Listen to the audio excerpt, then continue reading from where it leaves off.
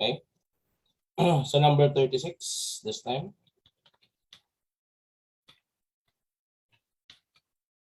Okay? So axis of the hyperbola, diba? So through its foci, so is known as blank. Okay? So again, so for instance, so we have this hyperbola. Okay? So again, so nandito yung focus natin, diba, sa loob. Okay? So then yung tinutukoy niya dito na axis, diba? So will be yung dumadaan daw dun sa focus ng hyperbola natin. So therefore, that will be this axis. Okay? So then, so yung pinakamalapit na dyan sa choices is the transverse axis. So therefore, this is letter C. Okay? So kasi technically, diba? So ito lang yung transverse axis natin. Vertex to vertex. So therefore, this is a line containing the transverse axis. So kaya, I think yun yung, or we think so yun yung pinaparating ng problem. No?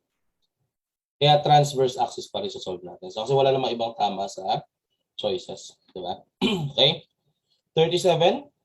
Find the work done in moving an object so along the vector, so given the force. So again, remember, work done is force, diba? So dot product with displacement. Okay? And from the given, yung work done, yung force natin dyan is yung vector B. Displacement is yung vector A. Diba? Yung vector B natin, so is given by 2, 1. So 2i hat plus j hat. Okay? So then yung A naman, so is given by 3i hat plus 4j hat. So we have 3, 4. Okay? So then again, so paano mag-dot product? So just multiply yung same component, so then add, diba? So we have 2 times 3, so then plus 1 times 4. Okay? So this is equal to 10. Okay? So kaya yung sagot natin dito is letter C. No? So next number, 38. Okay? So what is the equation of the line in the xy plane passing through the point 64? Okay, so then parallel to the line with the parametric equation. Okay, so again, one way to solve this, diba, is remember, okay, so there's a discussion natin ng vector analysis, diba, so the parametric equation, diba, for a line, diba, so in a 3D space, okay, so it's given by, okay, so we have x is equal to x naught plus 80, diba, so and y is equal to y naught plus bt, okay. So pero again, this is x and y lang kasi 2 dimensions lang naman yung given sa atin. So hindi ko na isasama yung sa z, di ba? So tapos yung vector, yung direction vector natin, so tawagin natin sa vector d. So again, so yan yung AB. So yan yung direction or dyan nakaturo yung line natin, di ba? So therefore, if we want to find, so sabi dito parallel, di ba? Parallel, di ba? So yung hinahanap natin na line, okay? So ibig sabihin dapat pareho siya ng direction vector, di ba? So with the original vector. So kaya ibig sabihin doon sa given sa atin, so ito yung given sa atin, di ba? Okay? So we are given, so x is equal to, okay? So rearrange ko lang ng konti. So this is 4 plus 5t, di ba? And y is equal to negative 7 plus t, di ba? So therefore, the direction vector here, so is ito yung A, so that's 5.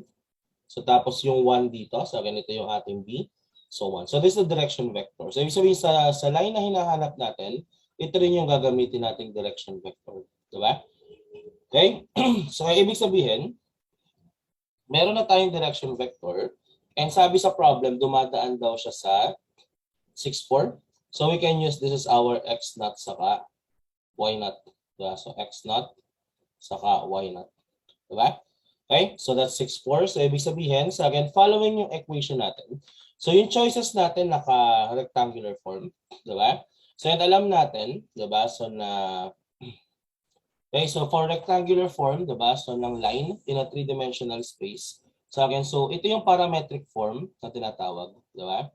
So again, so ang kailangan natin is yung rectangular form. So again, rectangular form natin is given by x minus x naught over a.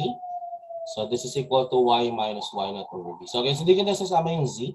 Kasi yung z natin is for 3 dimensions. So again, dito 2 dimensions lang yung given. So kaya lalabas dito is x minus. So again, ang gagamitin na natin dito yung 6, 4. So nag-given sa problem. So this is 6. Yung a natin is ito pa rin. Yan pa rin yung a and b. So 5. Diba? So then this is y minus 1. Y minus 4. So yung y naught natin is yung 4 from the given. So tapos yung b natin is 1. Diba? So ilalabas dito is x minus 6 is equal to 5y minus 20. Okay? So kaya ilalabas dito is 5y minus 6 is equal to 14. No? Okay? So kaya sagot natin dito is 5y minus 6. Okay? So is equal to 5y minus x equal to 14. That's letter A. No? So this is letter A. Okay? Another way that we can solve this problem. So this is another solution. Okay? So again, so for this problem, so again, so given tayo ng x is equal to 5t plus 4. Diba? So let's solve for dx dt. That is 5. Okay? So then y is equal to t minus 7.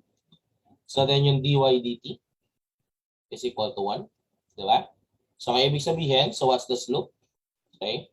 So this is dy dt over dx dt. Diba? So this is given by 1 divided by 5. Okay? So then we can use the slope form. So again, point slope form. So y minus y naught is equal to m times x minus x naught. Diba? So again, saan gagamitin natin y naught? Yun pa rin. So 4. Slope is 1/5. So tapos yung x naught is 6. Okay? So then solving this, you should be able to get 5y minus x is equal to 14 pa rin. No? Okay? So any questions? Diba? So again, so letter A pa rin ta. Diba? Okay? So next number, 39. Okay? So dito troubleshoot din to. Diba? So itong part na to, okay, so this should be 15 percent. Okay, tama ba? So 15% dapat yan. So hindi siya 150 over O. Okay, tama ba? So then, okay, 15% of the bolts produced by a machine will be defective. So ibig sabihin yung 15% na ito yung probability na pag pumili ka ng isang bolt, that will be defective. Diba? So determine the probability that out of 5 bolts chosen at random, at most 2 bolts will be defective. So okay, this is binomial distribution lang. Diba? So again, so dito yung P natin, so is 15%. So sulat ko muna yung troubleshoot na. Okay? So again, troubleshoot. Okay? So again, so yung 150 over O. So again, this should be 15%. Okay? So therefore, yung P natin ay 0.15. Number of bolts chosen is 5. Tapos yung X natin, the random variable, should be greater than or equal to 2. Kasi nakalagay dyan at most 2 volts. Sorry, less than or equal to 2. Diba? Kasi at most 2 volts. Okay? So ibig sabihin, yung probability na yung random variable X natin is less than or equal to 2. Diba? So will be equal to. So magiging lang itong summation from 0 to 2. Diba? Kasi nga less than or equal to 2 yung consider natin. Okay? So ano yung N? So again, this will be N taken X, P raised to X, 1 minus P so raised to N minus X. Okay? So this will be the summation from X is equal to 0 to 2.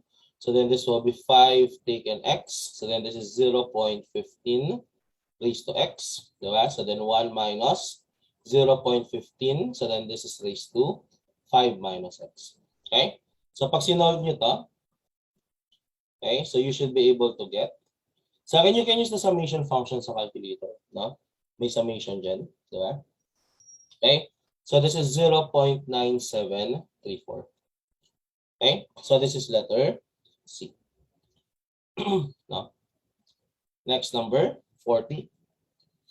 Second derivative, y is equal to x ln x. No? Okay? So again, first derivative muna tayo sa product rule. So we have x, derivative ng ln x, plus ln x, derivative ng x. So that's 1. Okay, so this will be 1 plus ln x. Diba? So then solving for y prime prime, so this is 1 over x. So derivative ng 1 ay 0. Diba? So kaya sagot natin dito is letter B. Okay? Number 41. Okay? So we have x. Okay? So given tayo ng value ng distance, so that's ito. Diba? So ang hinahanap sa atin is the initial velocity. So just remember na yung distance dito na tinutukoy is the position. So kaya ibig sabihin, so yung speed natin or the velocity is the rate of change of position with respect to time. So, derivative lang natin ito. No? So, again, this is plus 5,000t plus 5,000. So, again, so let's solve for the velocity. Diba? This is the derivative of x. No? So, again, so this is negative 32t plus 5,000. And remember, ang hinahanap is the initial velocity. So, therefore, that's at t is equal to 0. So, kaya v is equal to, so negative 32 by 0, so then plus 5,000. So, kaya sagot natin dito ay 5,000. Okay? So, this is letter B. Okay? Number 42, di ba? So, meron tayong lighthouse. Okay?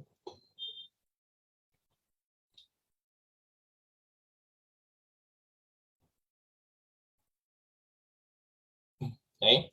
So, let's say ito yung lighthouse natin. No?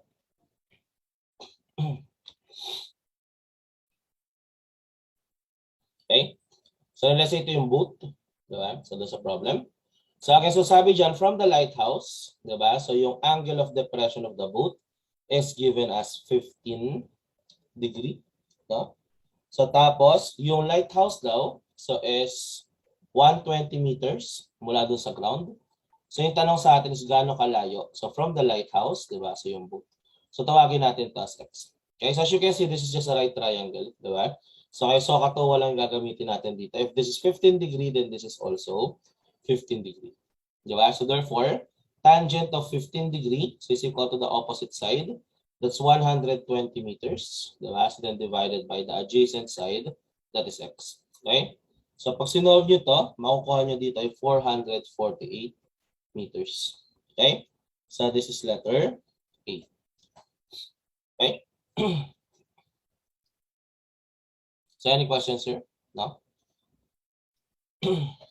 Next number, 43. No? So, we are given this equation. So, find the value of x. Okay? So, again, ang given sa atin is e to the 2x minus 3 e to the x plus 2. So, then this is equal to 0. Okay? So, kung hindi pa kayo sanay sa mga ganitong uri ng problem, gumamit lang kayo ng substitution. Diba? So, let y, for example, be equal to e to the x. No? So, then yung y squared, so is e to the x squared, that's e to the 2x. No? So, kaya magiging lang itong y squared minus 3y plus 2 is equal to 0. Diba? So, by factoring, so we have y minus 1. So, y minus 2 is equal to 0. So, therefore, y is equal to 1. Diba? So, kaya e to the x is equal to 1. So, therefore, x is ln 1. So, this is equal to 0. Or, y is equal to 2. E to the x is equal to 2. So, then x is equal to ln 2. Diba? So, pero dito sa dalawang to, ito lang yung nasa choices. So, kaya yung pipiliin natin. So, choose ln 2. Diba? So, again, note na pwede rin maging sagot yung 0. Nagkataon lang sa problem na to, wala siya sa choices. Diba? Okay? So, kaya this is letter A. So, choose letter A. Okay? Kung sanay naman na kayo sa ganito mga problem, pwedeng dumiretso na kayo sa factoring. Pwedeng hindi nyo na idaan sa Y. Diba? So, pareho lang din yung kalalabasan. Okay? So, next number, 44. Okay. So, dito given tayo na f of x is 1 over x plus 2. So, let's try to solve for x is equal to 1. No? So, we have f of 1. Sorry, this should be x minus 2. Okay? So, f of x is 1 over x minus 2. No? So, again, so this is x minus 2. Okay?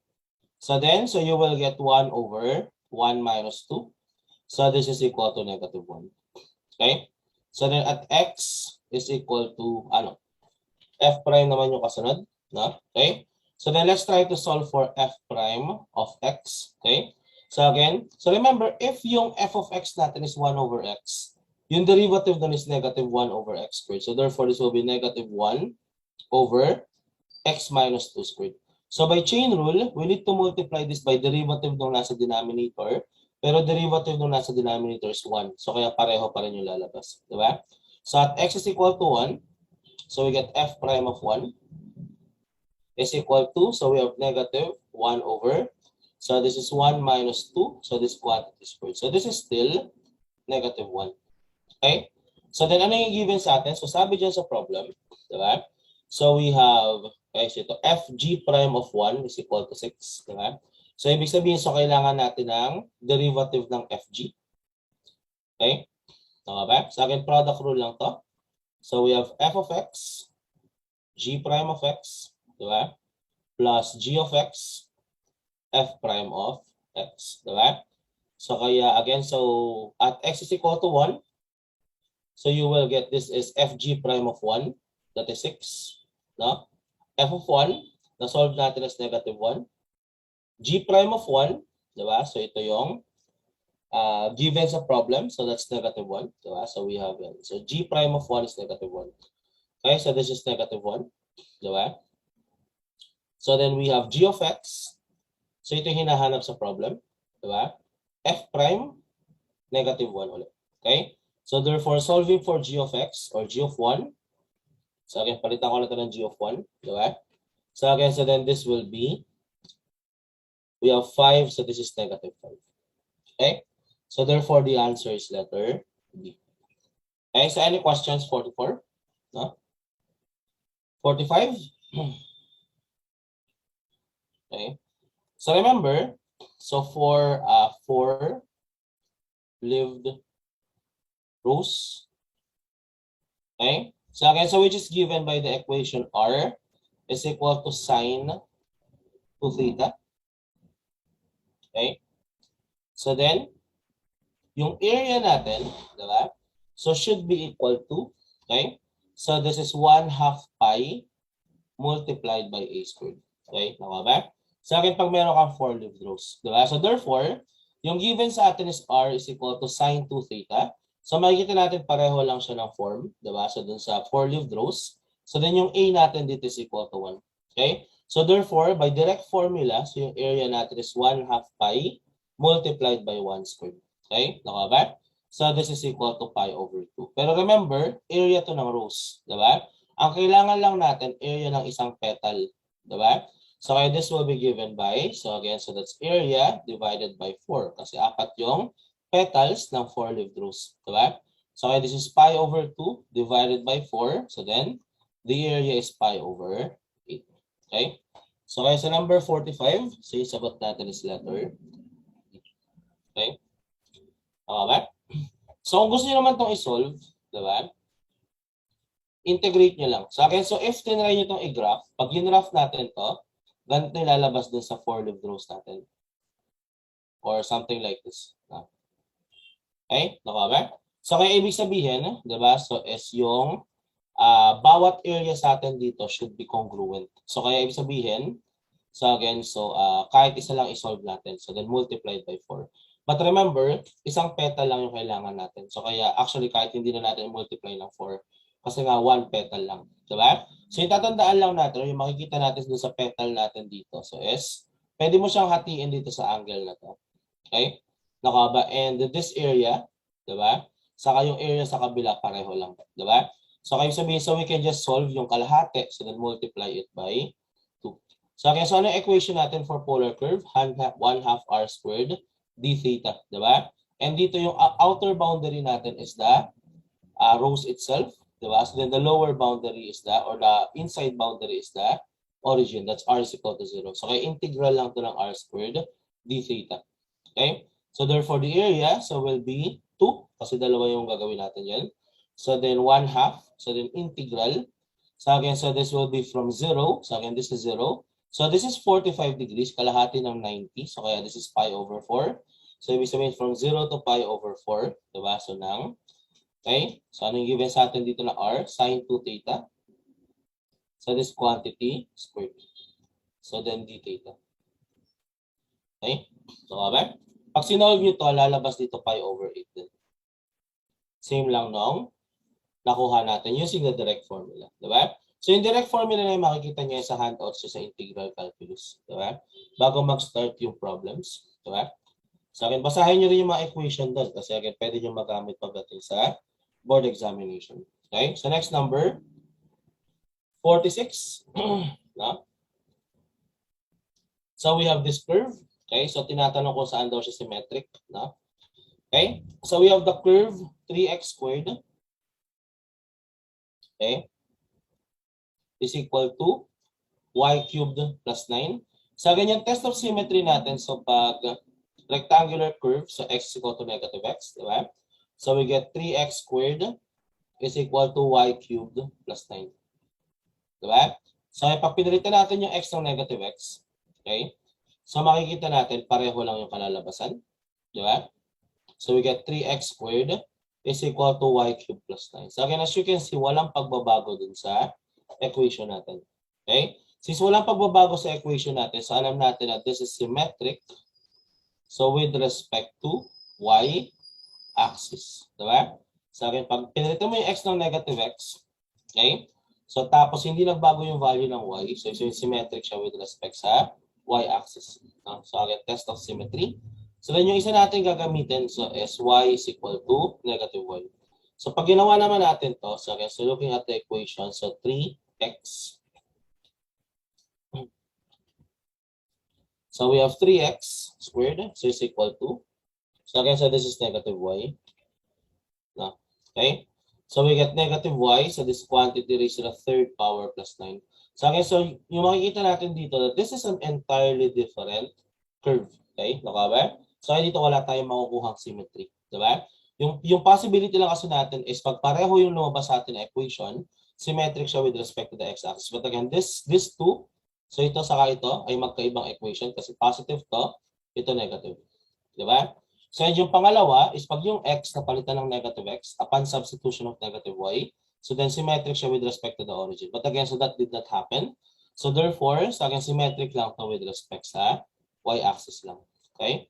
So kaya yung sagot natin dito is letter A. No? So any questions for number 46? Okay? Questions so far? No? Okay? So just a bit, no?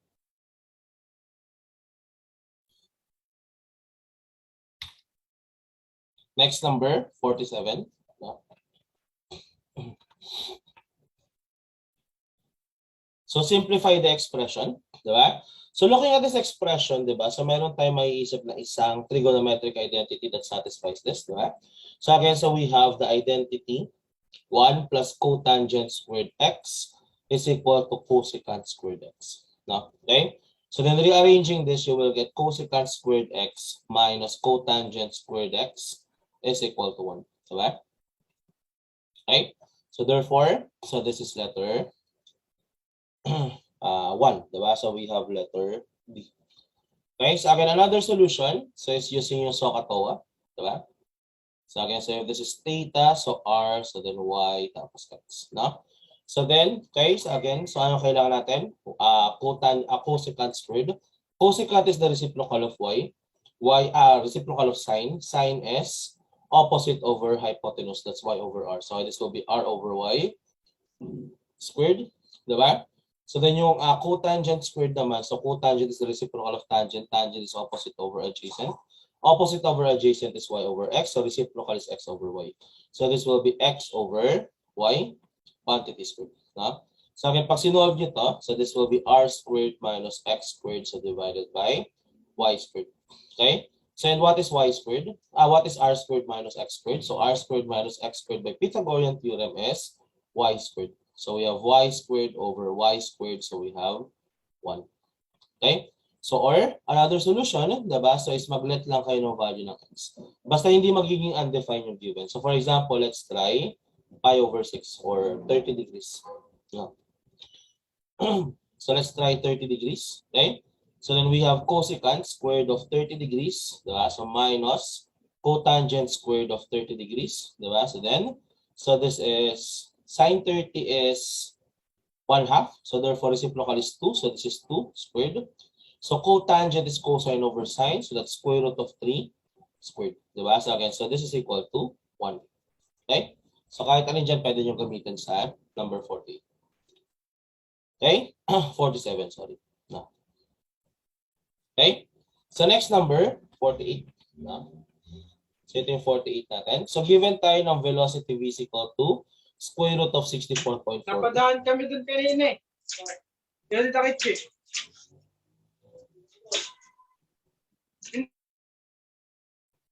Okay? So again, given tayo ng velocity v is equal to square root of 64.4h, diba? So hinahanap natin yung error in v. So due to an error of 0.5 when h is measured as 100 feet, diba? So estimation lang ito ng error or approximation ng error, diba? So again, so we are given, so v is equal to square root of 64.4h. So then ibig sabihin, so dv, diba? So we'll be given by, so 1 over 2 square root of 64.4h, diba? Kasi yung derivative ng square root of x, that's 1 over 2 square root of x.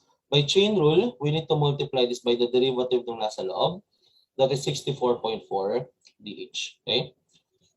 So this is 32.2, okay? So then, so this will be given by, so we have 32.2. So as you may have guessed, yung 64.4 dito, this is 2 times the acceleration due to gravity. This is square root of 2gh, diba? So kaya this is 32.2, this is in feet per second squared, no? So when multiply this by dh, sa akin yung dh natin ay 0.5 feet from the given. So divide this by, so we have square root of 64.4. So again, 64.4 is feet per second squared. So then multiply this by h, which is given sa atin as 100 feet. Kaya magka-cancel dito yung feet. Diba? So then cancel yung isang seconds. Okay? So this will be in feet per second. No? Pag sinolve nyo to, you should be able to get 0.2. So this is feet per second. Okay? So this is letter B. Okay? So next number, 49. So again, so dito Newton's law of cooling, diba? So remember, nasa lecture natin to actually, diba? So pero again, so let's try to solve. Direct formula natin for Newton's law of cooling, so is T minus the temperature of the medium, initial temperature minus temperature of the medium, so then this is e to the k T. Diba? Ano yung temperature ng medium? So sabi sa problem, okay? So we have the temperature of air, so is 30 degrees Celsius. So ito yung gagamitin natin temperature of the medium. Diba? Okay? So and the substance cools from 100. So this is our initial temperature. So then ito, magsa 70 degrees Celsius yung temperature natin pag yung time natin ay 15 minutes. So yung tanong is kailan daw siya magiging 50 degrees Celsius. Okay? Naka ba? So then, so let's solve first, diba? So for the constant, diba? So for this problem. Okay? So again, so we have, okay? So again, ang sabi sa problem, sa at t is equal to 15 minutes, diba? So yung temperature natin will go down to 70 degrees Celsius. So ibig sabihin, so this is 70. So again, temperature ng air, 30. So initial temperature, 100. So initial temperature ng air, 30. So then e to the k, so time is 15 minutes. Okay? So I'm solving for e to the k, that's 40 divided 70, that's 4 over 7. So this is raised to 1 over 15. Okay? So gusto natin malaman, temperature is equal to 50, diba? So then, so you will get 50. So again, so this is 30. So then this is equal to, so this is 100 minus 30. Right? So then, so this is e to the k. So that's 4 over 7. So raised to 1 over 15. So then this quantity raised to t. Diba? So then solve for t. Pag sinolve yung time t dito, yung makuha nyo 33.58 minutes. Okay, so therefore, choose 33.59. So we have letter D. Okay? So next, number 50.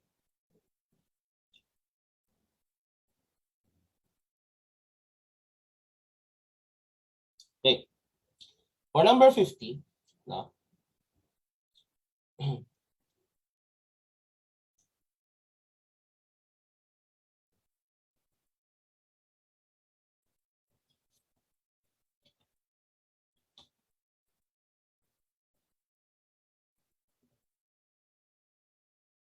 So graph muna natin. No? So we are given that the vertices of the triangle, okay, so is given as 1, 1.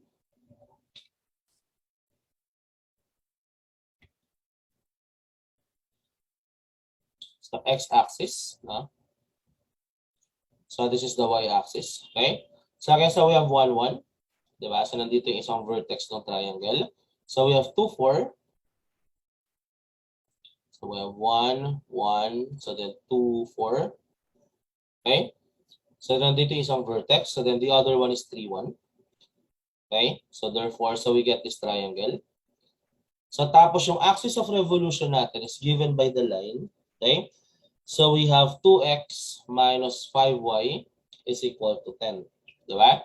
So ibig sabihin, diba? So if x is equal to 0, you will get y is equal to, so pag 0 to, y is equal to 10 divided by negative 5. So this is negative 2. Okay? So ibig sabihin, so that will be this point. So negative 2. Diba?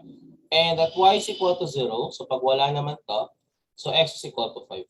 Okay? So we have 3, 4, and then 5. Okay? So we get this thing here. Okay? Okay ba? So ibig sabihin, ito yung line natin. Okay, so this is our axis of revolution. Tapos gusto natin mangyari, i-revolve natin so itong triangle natin, i-revolve natin sa about the axis of revolution natin.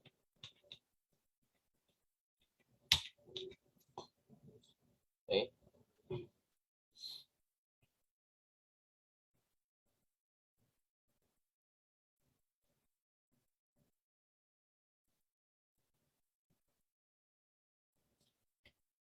Okay.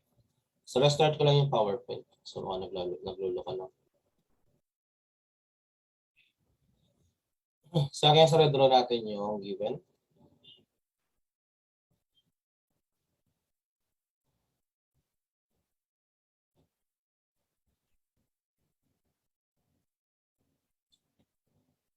Okay. So okay na. So again, so this is our x-axis, y-axis na. Okay. So again, so we have 1, 1. So our first vertex na. So then 2, 4. Okay. So then 3, 1. So this will be our triangle. No? And we are given again. So we have 2x. Okay.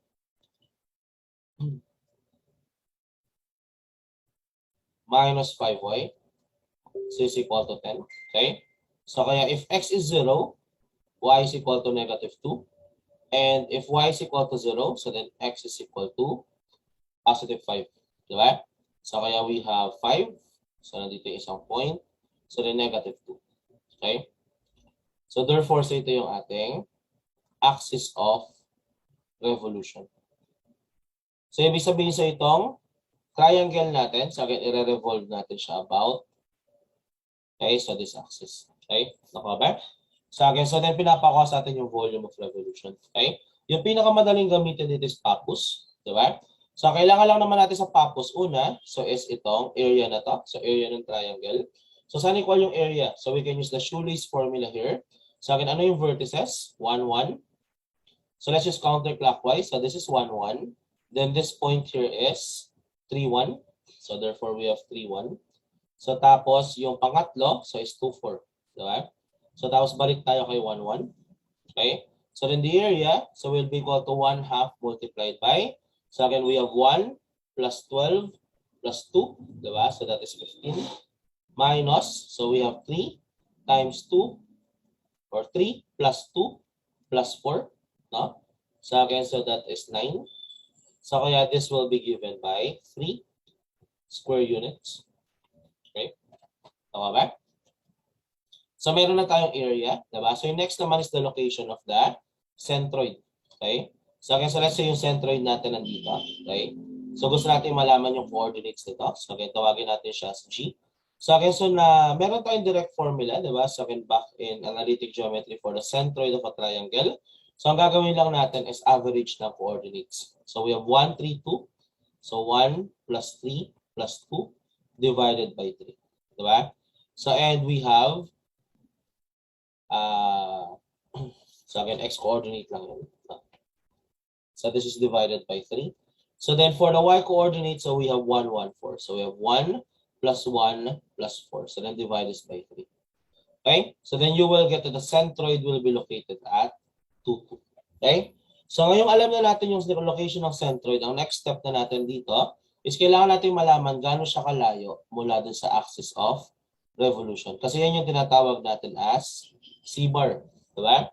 So kaya we can solve for C bar. Meron naman tayong direct formula, diba? So for distance between a point and a line.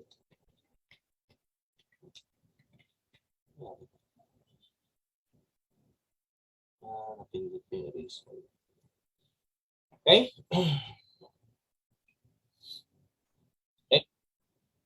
So meron na tayong centroid, diba? So meron na rin tayong area, diba? So ang kulang na lang isa so yung layo ng centroid natin, diba? So mula dun sa axis of revolution. So kasi yun yung tinatawag natin C bar. So para magamit na natin yung Pappus theorem, diba? So again, so to solve for C bar, diba? So para sa C bar natin, distance lang to between a point and a line, diba? So kaya from analytic geometry, so again, that's ax sub 0 plus by sub 0 plus c. So then divided by square root of a squared plus b squared, diba? Para sigurado tayong positive to, so let's get the absolute value of that numerator. Okay, tama ba? Ano yung gagamitin nating a, b, and c, diba? So again, so yung galing dun sa equation ng line natin, that's 2x minus 5y minus 10 is equal to 0. So yan yung A, yan yung B, yan yung C. Diba?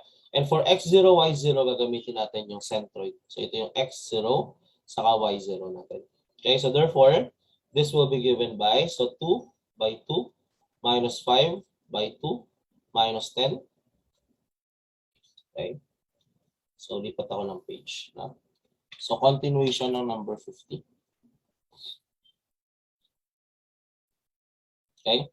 So again, C bar, so will be ax sub 0 plus by sub 0 plus c divided by square root ng a squared plus b squared. Diba? So mula doon sa mga nakuha natin sa given, so again, so this will be 2 by 2 minus 5 by 2 minus 10 absolute value para positive. So then square root of, so this will be 2 squared plus 2 plus negative 5 squared. Okay? So pag sinolve natin to, so this will be 16 divided by square root of 29. Diba? So then by Pappus theorem, so again, volume is area, so times 2 pi C bar. No? So again, so ano yung area natin? Okay, so nakuha natin as 3 square units. So then multiply this by 2 pi, so then multiply this by 16 over square root of 29 square units. Okay? So pag sinolve nyo to, diba? So you should be able to get, okay? So this should be square root of 29. Okay? So we have 6 pi multiplied by 16 divide square root of 29. So we get 56. No? Okay? So 56 cubic units.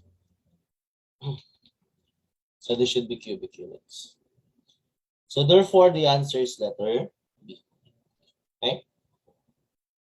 So any questions so far? Okay. So saglit lang ulit, no?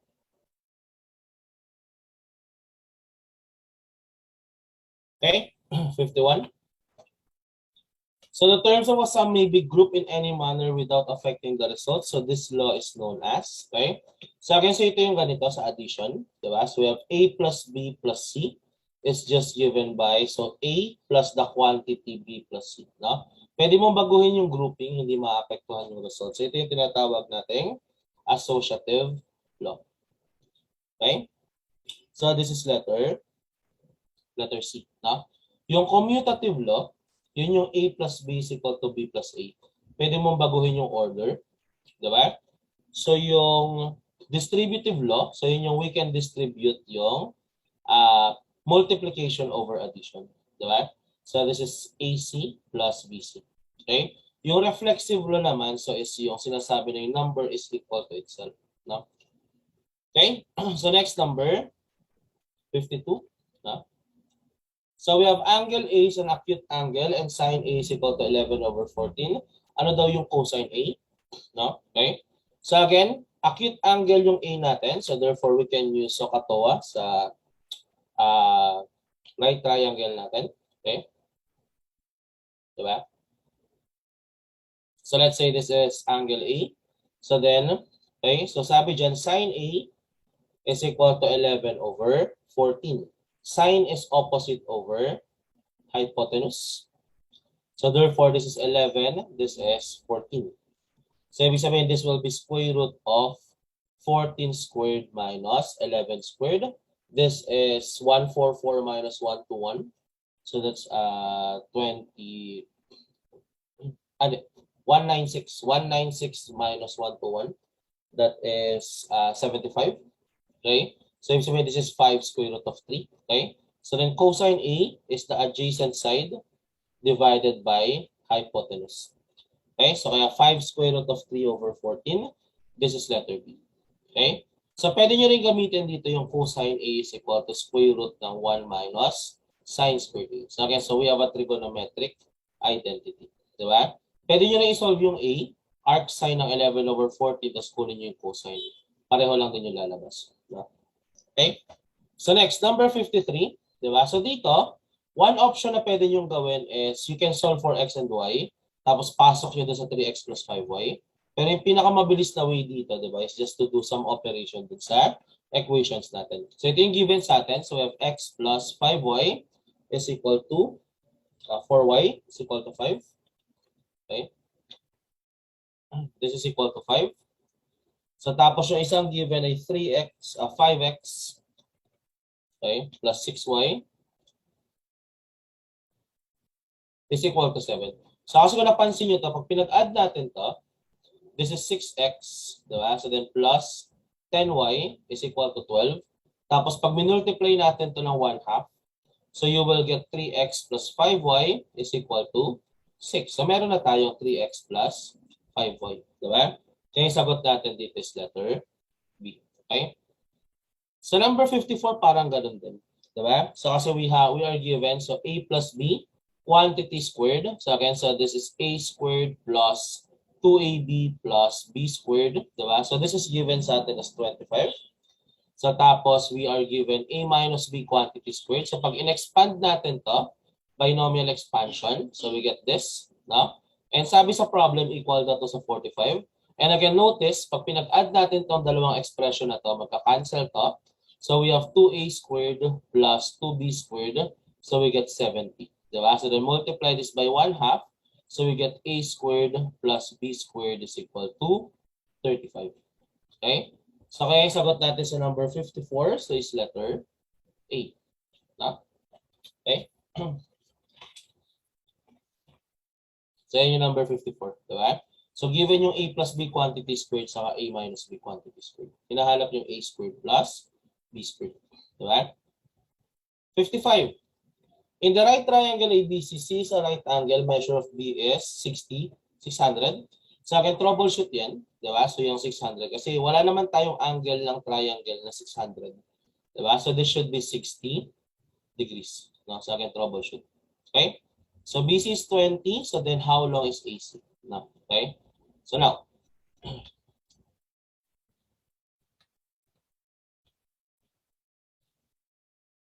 so again, so we are given a right triangle. No? Okay, so yung angle C daw yung 90 degrees. So let's say this is angle B, this is angle A. So again, so yung angle B natin should be 60 degree. Diba? So again, troubleshoot yan. So again, yung 600 dapat ay 60 degrees. Okay? So then, so yung BC, diba? So BC is 20 inches long. So sabihin, this is 20 inches. So hinahanap natin tong AC. So tawagin ko muna as X. No? So by SOHCAHTOA, so tangent of 60 is equal to X divided by 20 inches. So therefore, X will be equal to 20 inches tangent of 60 degrees. Okay? Pag sinolve nyo to, you should be able to get 20 square root of 3 inches. Diba? So this is letter A. Okay? So any questions here? 55? No? So next number, 56. So 56, after everyone had shaken hands with everyone else, it was found that 45 handshakes were exchanged. How many were at the conference? Okay, back. So again, for this problem, okay, so remember, kung iisipin natin to, di ba? So if we have n people, di ba? Or let's say x people. So let x be the number of people. Okay? So dun sa conference. Okay? Ilan yung kailangan i-handshake ng bawat tao? Di ba? Kada isang tao, kailangan niyang i-handshake lahat ng tao dun sa loob except sa sarili niya. So ibig sabihin, that's x minus 1. Di ba? So kaya the total number of handshake, so number of handshake, di ba? Should be equal to x multiplied by x minus 1. Di ba? So pero syempre, so again, so this, pwede itong, so pag ganito yung ginawa natin, so x multiplied by x minus 1 lang, di ba? So then, so meron dyan mga madodoble, di ba? Kasi for example, si person 1, hinandshake si person 2, tapos si person 2, hinandshake si person 1, that's the same handshake, di ba? So ibig sabihin, so yung bilang na to, doble to ng actual na bilang. So ibig sabihin, i-divide natin to ng 2. So isipin nyo na lang na pwede magpalit ng position yung dalawang tao. Okay? Tama ba? So kaya again, so from the problem, this is 45 handshakes, diba? So x times x minus 1 over 2. So rearranging this, you will get x squared minus x minus 90 is equal to 0. So upon factoring, that's x minus 10. So by x plus 9 is equal to 0. Diba? Okay? So then ibig sabihin, so x is equal to 10, saka x is equal to negative 9. So hindi pwede yung negative 9 kasi x is number of people. So therefore, the answer is 10. So this is letter A. Okay? Tama ba? Another way, di ba, is remember the number of handshakes is just equal to n combination 2. Di ba? Kasi from n people, kailangan lang natin ng dalawang tao para sa isang handshake. Para lang siyang yung intersecting line problem natin sa lecture. Di ba? Okay? So this is 45. So again, so saan equal yung n taken 2? That's n factorial divided by, so we have r factorial, then n minus r factorial. Okay? Saan equal yung n factorial? That's n times n minus 1 times n minus 2 factorial. So as you can see here, pareho lang to ng equation na to. 45 is equal to n. So pinalitan lang to ng n times n minus 1 over 2. Diba? So kaya din yung masasolve natin. No? Next number, 57. Okay. So number 57, so imagine if this is the total number of money, diba? So that is dala-dala ng vendor. Okay? Yung kalahati daw, diba? So is para sa mangga. So ito yung para sa mangga, diba? So mangoes. Okay? So then plus, yung natitira, diba? So yung natitira, so yung total, pag binawasan mo ng kalahati, yung matitira kalahati din. So sabi sa problem, yung 1/3 daw nitong natitira, diba, is pinambili ng banana. Okay? Nakuha ba? So tapos, yung 150 is for other fruits. So ito yung other fruits. Okay? Nakuha ba? So then, so meron pa sa ating natira 200. So ito yung natira. So this is left. Diba? So therefore, you can solve for t. So again, you can use shift solve or you can just rearrange the equation. You will get t is equal to 1,050. So this is letter A. Now, next number, 58. Okay. So number 58, so we have a ball, 5 feet in diameter. Okay. Rolls up an incline of 18 degree 20 minutes. So what is the height of the center of the ball? Above the base of the incline when the ball is rolled, 5 feet. Okay. So, up the incline. No? Ito, number 58. Okay? So, isa yung problem natin. No? So, kung isipin natin sa for this problem, diba? So, again, so let's say ito yung incline natin. No? So, we have this incline. Okay? Okay, so sabi sa problem, this is 18 degree 20 minutes. Okay? Naka ba? So then let's say ito yung bola natin. So this is spherical. So therefore the cross section is a circle. So let's say this is circular. No? Okay? Naka ba? So yung diameter daw nito 5 feet. So ibig sabihin pag dinrawing natin yung radius perpendicular dun sa surface natin. So then this must be 2.5 feet. Diba? So you have 2.5 feet. Okay? Naka ba? So and sabi dyan sa problem, this rolled up 5 feet up the incline.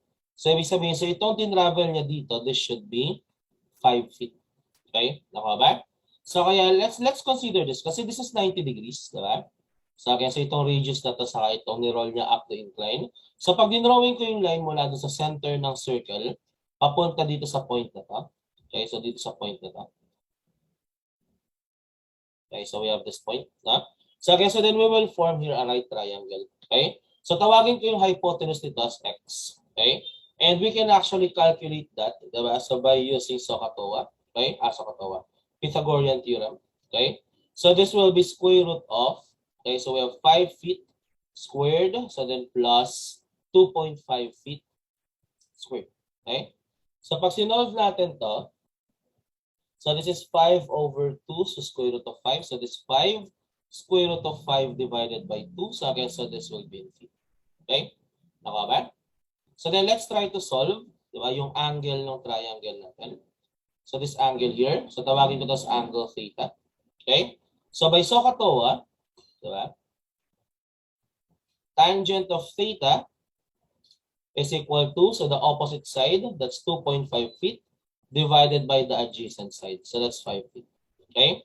So kaya theta, diba, so will be given by, so arctan ng 2.5 over 5 or arctan ng 1/2. No? Okay? So, arctan, so ng 1/2. Okay?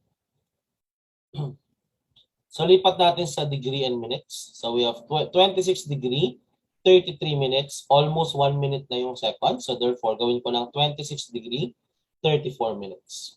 No? Okay?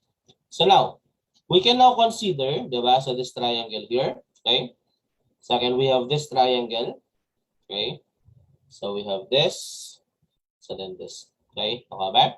So, makikita natin sa triangle na to. So, ito yung hypotenuse. Diba?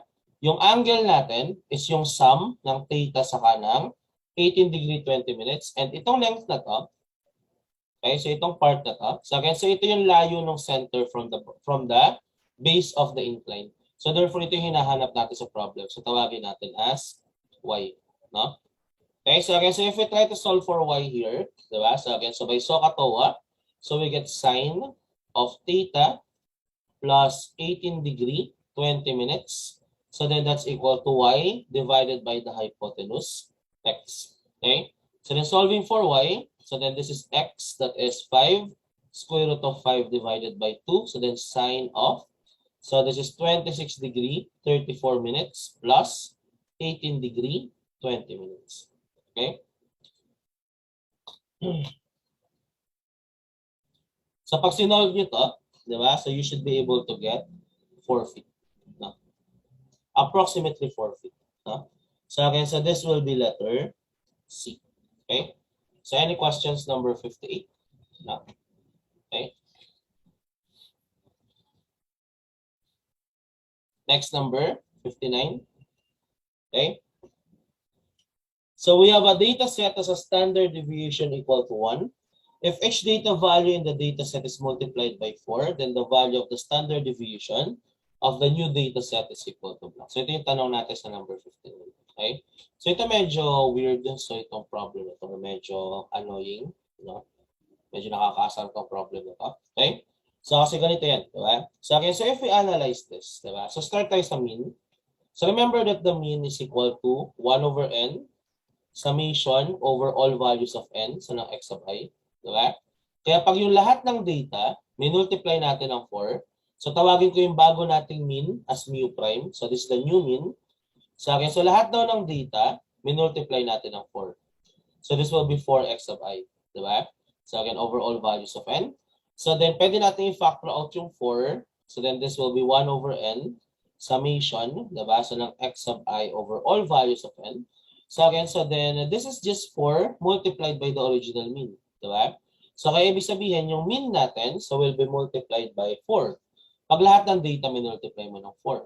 Okay? How about the variance? Okay? So again, the original variance, diba? So will be 1 over n. So then summation, diba? So ng x minus x of I. So then this quantity squared. Okay? So again, this is over all values of n. Okay? So or sorry, this should be x sub I minus the mean. No? So again, so this is x sub I minus the mean. So again, this quantity squared. Okay? So therefore, pag minultiply natin lahat ng data ng 4, so again, so remember, unang-una, di ba? Pag minultiply natin lahat ng values natin ng 4, yung mean natin, di ba? So will be multiplied by 4. Okay? Tama ba? So kaya this will be, so 4 x sub I minus 4 mu. Okay? So kaya pag gawin natin yung ginawa natin, so dun sa, gawin natin yung ginawa natin again, so dun sa ano natin, sa mean natin. So again, so we can factor out yung constant na 4 squared. That is 16. So then this is multiplied by 1 over n. So then summation over all values of n. So again, x sub I minus mu squared. And as you can see here, diba? So basically, sinasabi nito na yung bago nating variance is equal to 16 times the original variance. Diba? So ibig sabihin, pag kinuha natin yung standard deviation, that will be 4 times the original standard deviation. Okay? So the original standard deviation is given by 1. So therefore, this should be equal to 4. Diba? So kaya yung sagot natin dapat dito, so is letter D. Okay? So that's letter D. Okay? Tama ba? So now, so ngayon, ano yung problema sa question na to? Diba? So dito nang galing yung tanong na yun. Okay? So we have a data set as a standard deviation. Okay? As a standard deviation equal to 1. Okay? If each data value in the data set is multiplied by 4, then the value of the standard deviation of the new data set is equal to blank. Diba? Okay? Tama ba? So kaya kung makikita nyo dito, diba? So yung problem natin, so is, okay?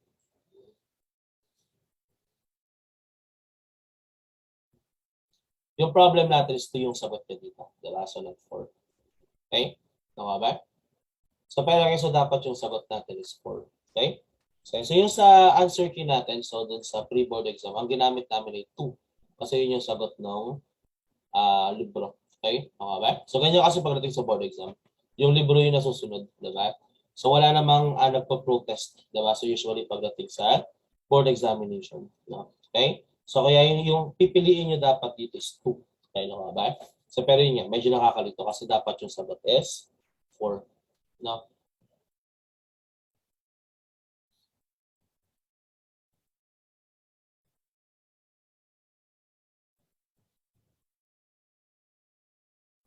Okay? So next number, 60. Okay? So for number 60, diba? So ito naman yung tanong natin dito. So tanggalin ko na ito. Okay? So we have an airplane. Okay? So we are given 300 miles per hour yung airspeed. Pag sinabi natin airspeed, yan yung speed natin with respect to air. So ibig sabihin yan yung gagamitin natin na assumption na speed niya in still air. Diba? Yung wind speed, so that's the wind, okay, so the velocity or the speed of the current of the wind, current of the air, di ba? So dito, given sa atin 50 miles per hour, tas towards the east. Tapos yung gusto natin na course is 30 degrees. Again, so this means na this is 30 degrees in the direction or from the north direction. Yun yung 30 degrees na yun. So measured siya from the north direction. So what will be the plane's ground speed if it flies at this course? Okay. Okay, so now, so let's try, okay? So again, so if this is the north direction, diba? So per ano lang naman yun, vertical, diba? So then ibig sabihin ito yung gusto natin na course, diba? So again, so such that this angle here says 30 degrees. Okay? Diba ba? So then ibig sabihin, if we assume, diba? So again, so na, again, ito yung actual speed natin. So this is our ground speed. So tawagin natin as V, diba? So tapos yung speed of the wind speed is 50 miles per hour in the east direction. So this should be 50 miles per hour. Diba? And pag dinire-diretso mo to dito, so again, so this should be a 90-degree angle. Okay? So kaya ibig sabihin, so this angle, diba? So should be 60 degrees. Okay? Tama ba? And ibig sabihin yan, kung ito yung wind speed natin, so again, pag dinagdag natin dyan yung airspeed, so this will be the airspeed. So again, this is 300 miles per hour. So then makukuha natin yung actual speed, diba? So which is again yung V natin, diba? So again, so this is the airspeed. So then ito yung problem natin. So ang hinahanap natin dyan is ito, saka itong angle na to. Diba? So yung direction ng airspeed natin. So again, para yung course natin becomes 30 degrees. Okay? Tama ba? So first, diba? So let's try to calculate this. Tawagin ko to as theta. Okay? Tama ba?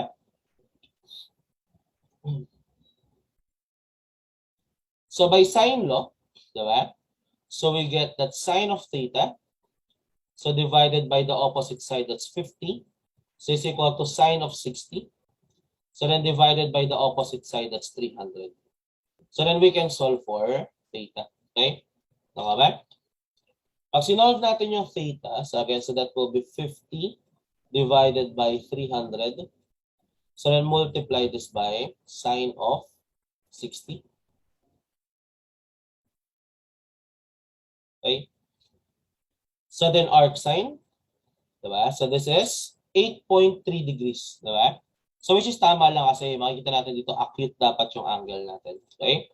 So therefore, this should be 8.3 degrees. No? So now, okay? So tawagin natin tong angle na to as angle phi. Okay?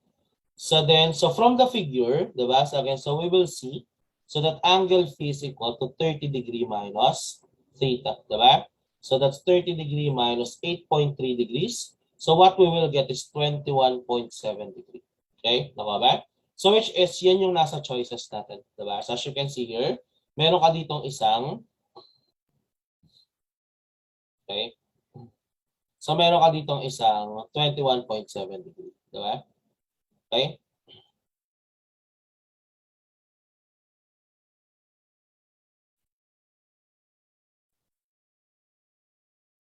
Okay? Tama ba?